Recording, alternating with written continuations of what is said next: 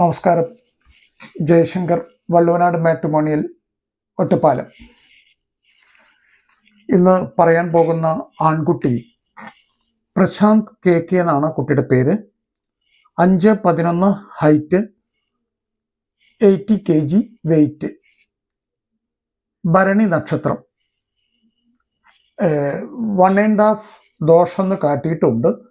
അതായത് 1.5 ദോഷം ജാതകത്തിൽ കാട്ടിയിട്ടുണ്ട്. ഞാൻ ഒരിക്കൽ കൂടെ ആവർത്തിക്കുകയാണ്. ഈ 1.5 ദോഷം അല്ലെങ്കിൽ അര ദോഷം അല്ലെങ്കിൽ 1 ദോഷം അല്ലെങ്കിൽ 2 ദോഷം എന്നൊക്കെ പറയുന്നത് ഓരോരോ ജ്യോത്സ്യനെ ഡിപ്പെൻഡ് ചെയ്തിട്ടാണ്. ഇപ്പം ഞാൻ ഒരു പ്രഗത്ഭനായ ജ്യോത്സ്യനെ വെച്ചാൽ ചിലപ്പോൾ ഞാനത് നോക്കുമ്പോൾ 1 ദോഷം ഉണ്ടാവുള്ളൂ. വേറൊരു ജ്യോത്സ്യനാണെങ്കിൽ അരദോഷം ഉണ്ടാവുള്ളൂ, അല്ലെങ്കിൽ ചിലർക്ക് 2 ദോഷം കിട്ടിയെന്ന് വരാം. അപ്പോൾ ഇങ്ങനെയൊക്കെ അതിനെ ഡിപ്പെൻഡ് ചെയ്യുന്നത്. അപ്പോൾ അതുകൊണ്ട് കൃത്യമായിട്ട് ഇതന്നെയാണ് എന്ന് പറഞ്ഞ് വിശ്വസിച്ചിരിക്കരുത്. താല്പര്യമുള്ള രക്ഷിതാക്കൾ തീർച്ചയായിട്ടും അതൊക്കെ ജ്യോത്സ്യനെ കൊണ്ടുതന്നെ നോക്കിപ്പിക്കണം. അപ്പോൾ ഞാൻ വീണ്ടും തുടങ്ങാം. Prashanth KK 5'11" height, 80 kg weight, Bharani നക്ഷത്രം, 1.5 ദോഷം ജാതകത്തിൽ കാട്ടിയിട്ടുണ്ട്. 40 വയസ്സാണ് ആ കുട്ടിക്ക്. അദ്ദേഹത്തിൻ്റെ ക്വാളിഫിക്കേഷൻ വന്നിട്ട് M.Tech ആണ് ഹയസ്റ്റ് ക്വാളിഫിക്കേഷൻ. NSS എഞ്ചിനീയറിംഗ് കോളേജിൽ നിന്നാണ് M.Tech പാസ്സായിരിക്കുന്നത്. B.Tech പാസ്സായിരിക്കുന്നത് കോയമ്പത്തൂരിലെ പ്രശസ്ത കോളേജിൽ നിന്നാണ്. ഇപ്പോൾ വർക്ക് ചെയ്യുന്നത് ദുബായിൽ ബെൽജിയം ബേസ്ഡ് ഒരു MNCയിലാണ് വർക്ക് ചെയ്യുന്നത്. അവിടുത്തെ റീജിയണൽ സെയിൽസ് മാനേജറായിട്ടാണ് അദ്ദേഹം വർക്ക് ചെയ്യുന്നത്. 85 ലക്ഷം രൂപ സാലറി കാട്ടിയിട്ടുണ്ട്. പ്രത്യേകം അവരെന്നോട് ആദ്യം പറഞ്ഞത് 85 ലക്ഷം രൂപ സാലറി പറയരുത് എന്നൊക്കെ എന്നോട് പറഞ്ഞിരുന്നു. പക്ഷെ ഞാൻ അതിൻ്റെ ആ ഇമ്പോർട്ടൻസിയെ കുറിച്ച് പറഞ്ഞ് മനസ്സിലാക്കി കൊടുത്തു അവർക്ക്. എന്തുകൊണ്ടാണെന്ന് പറഞ്ഞു കഴിഞ്ഞാൽ സാലറി എന്തുകൊണ്ട് പറയണം എന്നുള്ളത്, ഇപ്പോൾ നാളെ ഒരു പെൺകുട്ടി ഒരു 50 lakhs അല്ലെങ്കിൽ 60 lakhs സാലറി ഉള്ള കുട്ടി അവർക്ക് മാച്ചിങ് ആയിട്ടുള്ള കുട്ടികളെ നോക്കുന്ന സമയത്ത് കുറച്ച് ഹയർ സൈഡിൽ സാലറി ഉള്ളവരെയാണ് അവർ കൂടുതലും നോക്കുക. ഇല്ലെങ്കിൽ ഇതൊരു ഈഗോ ക്ലാഷായി മാറും.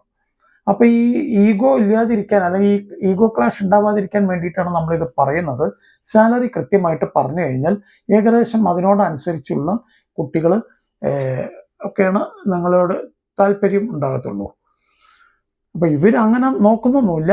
പക്ഷേ സാലറി ധാരാളം ഉള്ളവർക്കും നോക്കാം എന്നാണ് ഞാൻ പറഞ്ഞതിൻ്റെ അർത്ഥം. ഇവരെ സംബന്ധിച്ച് ഇതൊന്നും വിഷയമല്ല, നല്ലൊരു ഫാമിലി ആയിരിക്കണം എന്ന് മാത്രമേ ഉള്ളൂ. അപ്പോൾ ഇതാണ് അദ്ദേഹത്തിൻ്റെ സാലറിയുടെ കേസ്. 85 ലക്ഷം കാട്ടിയിട്ടുണ്ട്.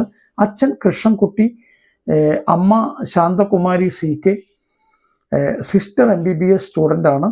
ഇവർ ഒറ്റപ്പാലത്തിനടുത്ത് കേരളശ്ശേരി എന്ന് പറഞ്ഞ സ്ഥലത്താണ് ഇവരുടെ നാട്. ഇപ്പം സെറ്റിൽ ചെയ്തിരിക്കുന്നത് പാലക്കാട് ചന്ദ്രനഗറിലാണ് സെറ്റിൽ ചെയ്തിരിക്കുന്നത്. ഒരു അപ്പർ മിഡിൽ ക്ലാസ് ഫാമിലിയാണ്. ഏതെങ്കിലും കുട്ടികൾക്ക് പെൺകുട്ടികളുടെ രക്ഷിതാക്കൾക്ക് മസ്കറ്റിലോട്ടൊക്കെ പോകാൻ താല്പര്യമുള്ള ദുബായിലോട്ട് പോകാൻ താല്പര്യമുള്ള പെൺകുട്ടികൾക്ക് തീർച്ചയായിട്ടും ഇത് പരിഗണിക്കാവുന്നതാണ്.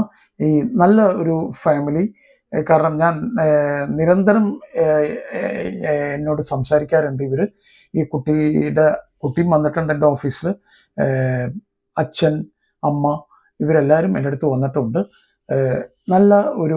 എന്തുകൊണ്ടും നല്ലൊരു ഫാമിലിയാണ്.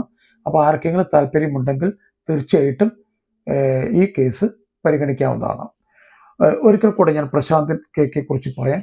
Prashant KK 5'11" height, 80 kg weight, Bharani നക്ഷത്രം, 1.5 ദോഷം ജാതകത്തെ കാട്ടിയിട്ടുണ്ട്. 40 വയസ്സാണ്.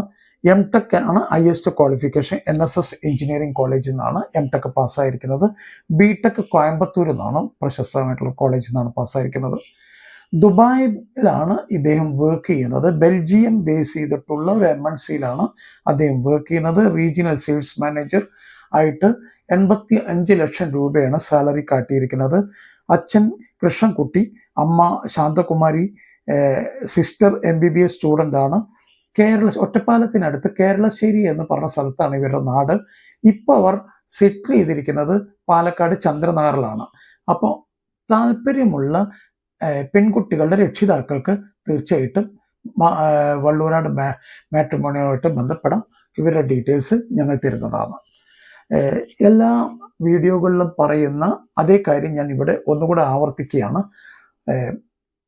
കുട്ടികൾ തമ്മിൽ ഒരാൾക്ക് വിവാഹം നോക്കണമെന്ന് ഏകദേശം ഒരു ധാരണയായി കഴിഞ്ഞു കഴിഞ്ഞാൽ അച്ഛനമ്മമാർ ആ കുട്ടിയുമായിട്ട് നന്നായിട്ട് സംസാരിക്കുക. എന്തൊക്കെയാണ് ആ കുട്ടിക്കുള്ള ആവശ്യങ്ങൾ എന്ന് മനസ്സിലാക്കുക. പലപ്പോഴും സംസാരിക്കൽ കുറവാണ്. കമ്മ്യൂണിക്കേഷൻ അച്ഛൻ അമ്മ മക്കൾ തമ്മിൽ വളരെ വളരെ കുറവായിട്ടാണ് കാണുന്നത്. അതൊരിക്കലും സംഭവിക്കരുത്. നന്നായിട്ട് സംസാരിക്കുക. ഈ സംസാരിക്കുന്ന സമയത്ത് കൃത്യമായിട്ട് മനസ്സിലാക്കാൻ പറ്റും എന്തൊക്കെയാണ് അവർക്ക് ആവശ്യം. ഇപ്പോൾ അവർ ബാംഗ്ലൂരാണ് ജോലി ചെയ്യുന്നത് വെച്ചാൽ ബാംഗ്ലൂർ മതി എന്നവർ പറയും. ചിലർ പറയും ഞങ്ങൾക്ക് ഫോറിൻ കൺട്രോളിലേക്ക് പോകാൻ താല്പര്യമുണ്ട്. ചിലർ പറയും ഹൈറ്റ് ഇത്ര വേണം. ചിലർ പറയും ഇത്ര വെയിറ്റിൽ കൂടുതൽ വേണ്ട, ഇന്ന ക്വാളിഫിക്കേഷൻ ആയിരിക്കണം എന്നൊക്കെ ഒരു എല്ലാം ഇങ്ങനെ എക്സാക്റ്റ് ആയിട്ട് കിട്ടിയിട്ടില്ലെങ്കിൽ പോലും നമ്മളൊന്ന് മനസ്സിലാക്കി വെക്കുന്നത് വളരെയധികം നന്നായിരിക്കും. ഇല്ലെങ്കിൽ മറ്റുള്ള പേരൻസുമായിട്ട് സംസാരിക്കുന്ന സമയത്ത് നിങ്ങളെല്ലാ കാര്യവും മക്കളോട് ചോദിക്കട്ടെ എന്ന് പറയേണ്ടി വരും. കുറച്ചൊക്കെ നന്നായിട്ട് സംസാരിച്ച് കാര്യങ്ങൾ നന്നാക്കി മനസ്സിലാക്കിയെടുക്കുക. ഒന്ന്. രണ്ടാമത്തെ കാര്യം നിങ്ങൾ ചെയ്യേണ്ടത് നിങ്ങളുടെ കുടുംബക്ഷേത്രം അല്ലെങ്കിൽ ധർമ്മദൈവങ്ങൾ, അമ്മയുടെ വീട്ടിൽ ധർമ്മദൈവങ്ങൾ, കുടുംബക്ഷേത്രം, ഇപ്പം അച്ഛൻ്റെ വീട്ടിലത്തെ ആയാലും വിരോധങ്ങളൊന്നുമില്ല, നന്നായിട്ടൊന്ന് പ്രാർത്ഥിക്കുക. നാഗങ്ങളൊക്കെ ഉണ്ടെങ്കിൽ ദൈവവിശ്വാസികളാണെങ്കിൽ മാത്രം ഇതൊക്കെ ഒന്ന് ചെയ്യുക. നാഗങ്ങളുണ്ടെങ്കിൽ ഒരു നെയ്വിളക്കൊക്കെ കൊളുത്തി ഒന്ന് പ്രാർത്ഥിച്ച് പോരുക. വളരെ കൂടുതൽ പണിക്കന്മാരും ജ്യോത്സ്യന്മാരും ഒക്കെ പറഞ്ഞ് കേട്ട് വലിയ വലിയ പൂജകളും കാര്യങ്ങളും ചെയ്യാതിരിക്കുക. 1 രൂപ ചിലവാക്കിയാലും 1 കോടി ചിലവാക്കിയാലും എഫക്റ്റ് ഒക്കെ ഒന്നായിരിക്കും എന്നുള്ളത് കൃത്യമായിട്ട് മനസ്സിലാക്കുക. കഴിയാവുന്ന ആളുകൾ ഫാമിലിയിൽ, ഇപ്പം ചില ഫാമിലികളൊക്കെ പറ്റും, ചില ഫാമിലിക്കാർക്ക് പറ്റിയെന്ന് വരില്ല. പറ്റുന്ന ആളുകൾ ഇതെല്ലാം കഴിഞ്ഞു കഴിഞ്ഞാൽ വീട്ടിൽ ഒരു ഗണപതി ഹോമം ഭഗവത് സേവയും ചെയ്തു കഴിഞ്ഞാൽ വളരെ ഉത്തമമായിരിക്കും ഈ കാര്യം. നിങ്ങൾ ഏതൊരു കാര്യങ്ങളായാലും നമ്മളുടെ വീട്ടിലത്തെ കുറച്ച് നെഗറ്റീവ് എനർജിയൊക്കെ ഒന്ന് പുറത്താക്കി കഴിഞ്ഞാൽ നമ്മളുടെ കാര്യങ്ങൾക്കൊക്കെ കുറച്ച് നോക്കുന്ന, അല്ലെങ്കിൽ നമ്മൾ ഏത് കാര്യത്തിനായാലും, ഒരു വിവാഹം മാത്രമല്ല, എഡ്യൂക്കേഷൻ, ജോബ്, ഈ വക കാര്യങ്ങളൊക്കെ ഭംഗിയായിട്ട് നടന്നു കിട്ടാനും കാര്യങ്ങൾക്കൊക്കെ ആയിട്ട് ഒരു ഗണപതി ഹോമവും ഭഗവത് സേവയും. പലരും എന്നോട് പറയും ഞങ്ങൾ അമ്പലത്തിൽ കഴിക്കാറുണ്ട്, അവൻ്റെ നാൾക്ക് അത് ചെയ്യും, ഇവളുടെ നാൾക്ക് ഇങ്ങനെ ചെയ്യും, അങ്ങനെ ചെയ്യുന്നൊക്കെ. നമ്മളുടെ വീട്ടിൽ ചെയ്യേണ്ട കാര്യങ്ങൾ നമ്മൾ വീട്ടിൽ തന്നെ ചെയ്യണം. ഭഗവത് സേവ, ഗണപതി ഹോമം, ഈ കാര്യങ്ങളൊക്കെ ഭംഗിയായിട്ട് തന്നെ ചെയ്യാൻ ശ്രമിക്കുക. എല്ലാ വർഷത്തിലും ഒരു പ്രാവശ്യം കുട്ടികളും എല്ലാവരും കൂടുന്ന സമയത്ത് ചെയ്താൽ വളരെ നല്ലത് എന്ന് എനിക്ക് പറയാനുള്ളത്. കാരണം ഇതൊക്കെ ചെയ്യുന്ന ഫാമിലികളിൽ ഞാൻ പലപ്പോഴും കാണുന്നൊരു കാഴ്ച, അവർക്ക് വലിയ തടസ്സങ്ങളൊന്നുമില്ലാതെ കാര്യങ്ങളൊക്കെ നന്നായിട്ട് മുന്നോട്ട് പോകുന്നത് കാണാറുണ്ട്. എല്ലാവർക്കും ഒരു സമാധാനം കിട്ടുന്ന കാഴ്ചയാണ് ഞാൻ കാണുന്നത് ഇതൊക്കെ ചെയ്യുന്ന ഫാമിലികളിൽ.